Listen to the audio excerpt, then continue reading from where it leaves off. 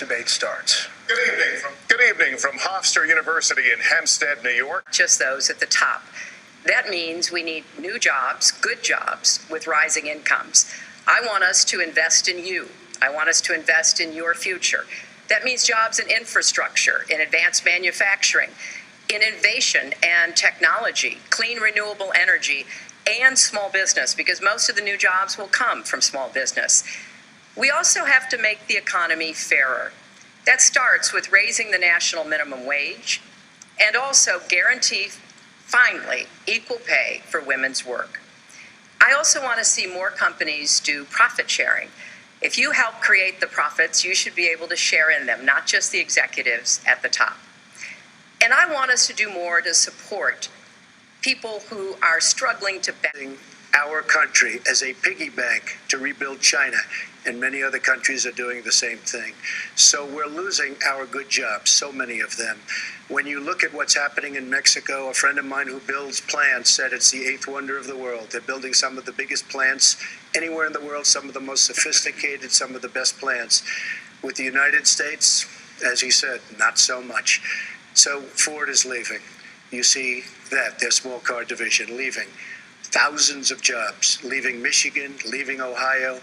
They're all leaving, and we can't allow it to happen anymore. As far as child care is concerned and so many other things, I think Hillary and I agree on that. We probably disagree a little bit as to numbers and amounts and what we're going to do, but perhaps we'll be talking about that later. But we have to stop our jobs from being stolen from us. We have to stop our companies leaving. I could name, there are thousands of them. They're leaving, and they're leaving in bigger numbers than ever.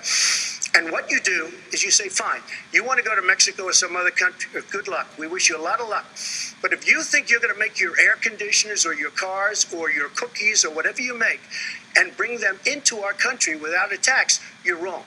That we're going to get the economy really moving again, building on the progress we've made over the last 8 years, but never going back to what got us in trouble in the first place. Mr. Trump. She talks about solar panels. We invested in a solar company, our country. That was a disaster. They lost plenty of money on that one. Now, look, I'm a great believer in all forms of energy, but we're putting... Donald, I know you live in your own reality, but that is not the facts. The facts are, I did say I hoped it would be a good deal, but when it was negotiated, which I was not responsible for, I concluded it wasn't. I wrote about that. So is it President Obama's fault? Is it President Obama's fault? Even announced. Look, there Secretary, is it President Obama's fault? There are because he's pushing it. There are different views about what's good for our country, our economy, and our leadership in the world. And I think it's important to look at what we need to do to get the economy going again. That's why I said new jobs with rising incomes, investments. And when I go around, despite the tax cut, the things that business and people like the most is the fact that I'm cutting regulation.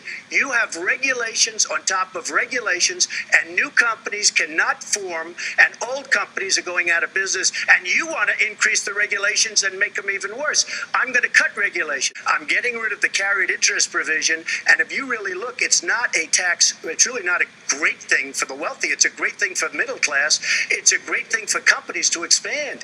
And when these people are going to put billions and billions of dollars into companies, and when they're going to bring $2.5 trillion back from overseas, where they can't bring the money back because politics. You look at what you are how much for my family? It is, Lester, as I said, trumped up, trickle down. Trickle down did not work. It got us into the mess we were in 2008 and 9. Slashing taxes on the wealthy hasn't worked, and a lot of really smart, wealthy people know that. When they raise interest rates, you're going to see some very bad things happen because the Fed is not doing their job. The Fed is being more political than Secretary Clinton.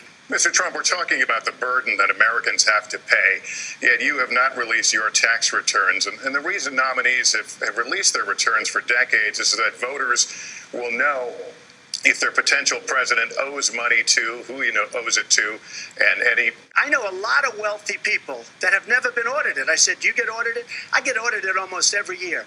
And in a way, I should be complaining. I'm not even complaining. I don't mind it. It's almost become a way of life. I get audited by the IRS, but other people don't.